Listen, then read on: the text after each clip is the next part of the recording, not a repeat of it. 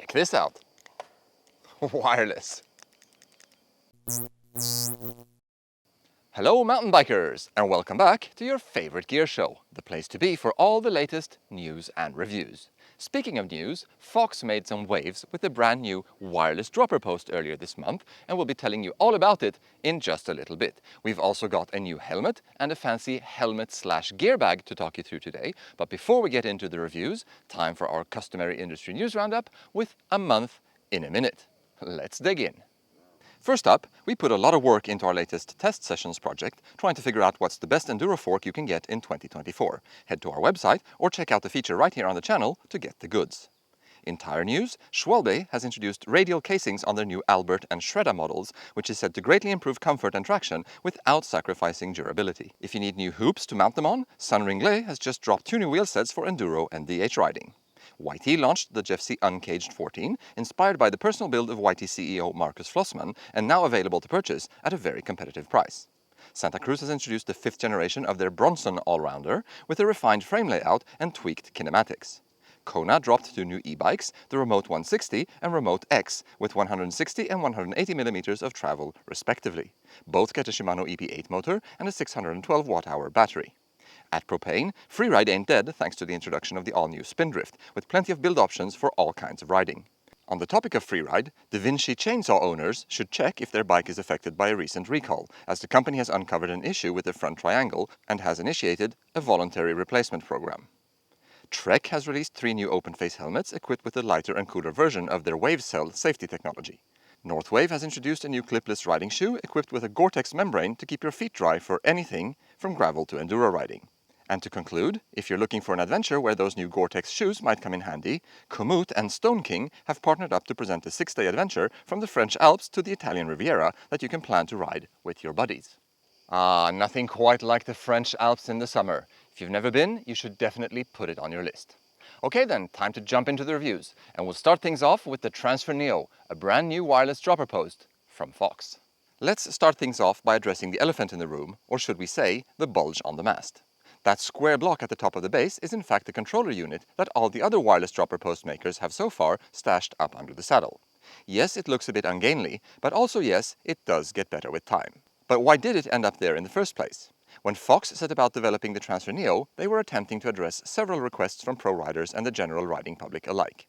Lower stack height, and by extension the ability to fit a longer dropper, was high on the list, and that's what led the developers down this path. By using the flat square shape, oriented horizontally as opposed to vertically, Fox gained almost 2 centimeters of extra clearance up top when compared with the other dropper post players in the wireless market.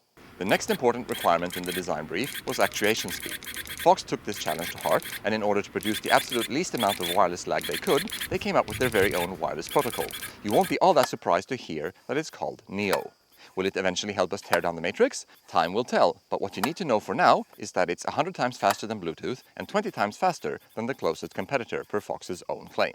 The post itself inherits much of the internals as well as the low-slung post head from the Transfer V3, and there is of course a companion app to help you get the most out of your post. The Transfer Neo lever is relatively compact and features a 2-step lever blade that is meant to provide riders with haptic feedback as they press it. The lever comes with the standard 22.2mm standalone clamp, as well as Matchmaker and iSpec EV mounts. On the trail, we found that the lever has a very positive feel to it, with that little haptic half-step before the activation point. The lever throw is of course much shorter than with a mechanical post, and this is one of our favorite features of a wireless dropper. We wouldn't go so far as to say it saves energy, but it's very satisfying to be able to activate the dropper with such little effort. Once you engage the lever, the transmission is instantaneous, and the dropper valve opens and closes very, very quickly. Ranking the Fox lever among the other wireless contenders, we'd put it right at the top. The action is a bit heavier than some others, and this translates to a very positive feeling in action. SRAM's AXS pod shifter requires less button travel, so you could argue it's slightly more direct in this sense, but we really like the feel of the Fox Neo lever. As for the wireless posts from TransX and KS, their levers are both a little less sophisticated in terms of finish and actuation, although they ultimately get the job done about as well. The return speed of the Neo post is very fast, and there's a solid thunk at the end of the travel in both directions. This makes it very easy to know when your post has reached full extension, which is very soon after you press the lever. Dropping the post is relatively easy, although there's a fair bit of resistance at the end of the travel as the internal pressure ramps up. You can lower the air pressure a bit if you want even lighter drop action and slightly slower return speed. Compared to the Reverb AXS, we'd say that the Neo requires about 20% less force to compress, while actuation and return speed are pretty similar. The Trans-X post is notably slower to return, although the actuation is instant and fast. The KS has the slowest actuation/wireless transmission speed of the 4 wireless posts we've ridden so far. To summarize our views on the Transfer Neo, we'd start out by saying that nobody needs a wireless dropper. However, if you're a fan of the decluttered cockpit and you like the very short direct action of a wireless lever, you'll be stoked to know that Fox has just added a very competitive option to consider. The actuation speed is top-notch, thanks to Fox's own ultra-fast Neo wireless protocol, and the post itself benefits from the same smooth action and snappy return speed as its mechanical brethren. Yes, the price is pretty high, but Fox really turned over every stone in search of performance from both the post and the accompanying app, and we feel that you get what you pay for here. We've got an in-depth review up on our site as well now that you can check out for more detail. Have you ever flown somewhere with your bike and been faced with the decision of tossing your helmet in the bike bag or bringing an extra helmet bag with you on the plane? Well, Sensus is looking to make that decision easier by keeping your helmet safe without sacrificing a carry-on item with their all-new MP Helmet Backpack. Appropriately named after Mary Poppins for its ability to fit an abnormal amount of gear into an otherwise normal-sized space, the backpack cleverly uses every nook and cranny to fit as much gear as possible, even with the helmet inside. The backpack comes stacked with a list of features and pockets, but the real magic is in the helmet compartment and expandable inner sleeve that allows everything to fit together. Utilizing what would otherwise be dead space within the bag, the expandable pouch is accessed through an opening at the top of the bag.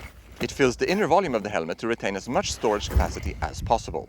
The helmet compartment is well padded and lined with microfiber to keep your lid free from scratches and safe from impacts. To maximize storage capacity, the outer edges are lined with 4 dual compartment expandable pockets with webbing that keeps contents from falling out. Each pocket has an additional outer zipper pocket and inner sleeves to separate items and keep things organized. The lid at the top of the bag has 2 additional pockets, a small pouch to fit things like keys or a portable charger, and a larger pouch below for bigger items like wallets, passports, sunglasses, and headphones.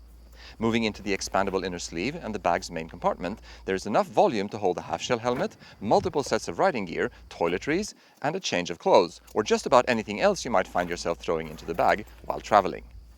Looking at the back of the bag, there's an expandable laptop compartment with 2 sleeves for computers or tablets, and also enough room for a set of shoes and various other items with flatter profiles. This compartment can also be opened fully to lay flat and doubles as a waterproof changing mat for changing shoes or slipping on knee pads anywhere you might find yourself needing to. Other nice details are a micro-injection rubber logo on the back of the bag, air vents throughout to help dry things out after stuffing the bag full of sweaty riding gear, and buckles across the chest and waist to allow for shredding. Living with the bag for a couple of months and completing multiple trips during that time has proven the concept of the bag and the usability of the space provided. With the helmet inside, it's worth noting that this bag will not fit under the seat of most airplanes, but fits easily in the overhead compartment. Thanks to ample organization and easily accessible pockets, items were easy to find quickly during travel. The large main compartment was appreciated for making items disappear when we had our hands full and never seemed to reach its max capacity when needing to find place for that one last item after all of our bags were packed. Having successfully flown a handful of times without any damaged full faces or half shells, the bag has quickly become our go-to backpack when it comes to flying. That's a cool bag. And if you're looking for a cool and very safety-oriented helmet to put in it, the all-new Project.21 from 7 Protection should tick all the boxes. 7 Protection put a lot into the design of this new helmet, and it shows. The angular design language gives it a dynamic and modern look, with 21 vents that improve airflow in critical areas, and also serve as the helmet's namesake. For example, one set of vents are dedicated to improving goggle ventilation, a clear nod to the intended use case of the Project.21. The primary function of any helmet is to keep the rider safe, of course, and 7 Protection did not skimp here. The main shell is made with their cone head technology, basically a triple-layer construction that makes use of different foam materials combined together to ensure optimal shock absorption in various crash scenarios, including both linear and angular impacts. In addition, the Project.21 also uses ERT pads to further protect against impact force transmission.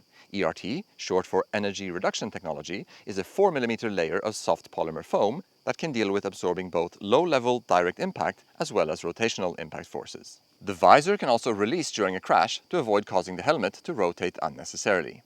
The generous comfort liner comes in 2 different thicknesses to allow the user to fine-tune the fit. An adjustable harness ensures good retention, while the fidlock buckle makes it easy to attach and remove the chin strap.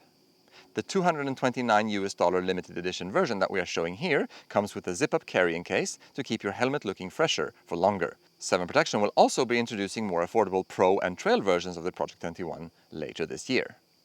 The Project.21 is a very comfortable helmet. The padding is soft to the touch and the extended coverage really wraps around your head.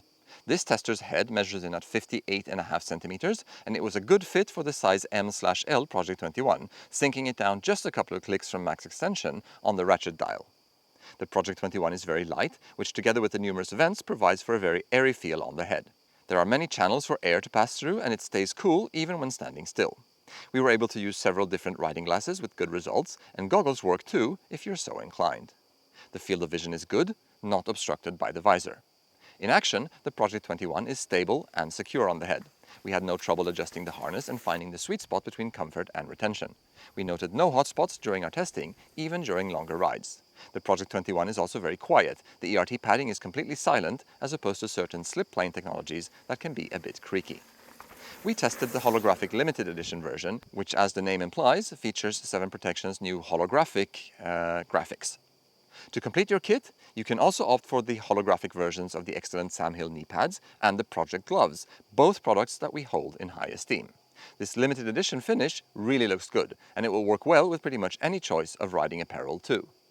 Okay then, that's the end of the show. We hope you enjoyed it. Thanks for taking the time to tune in. As always, don't forget to like, comment and subscribe. And until next time, happy trails.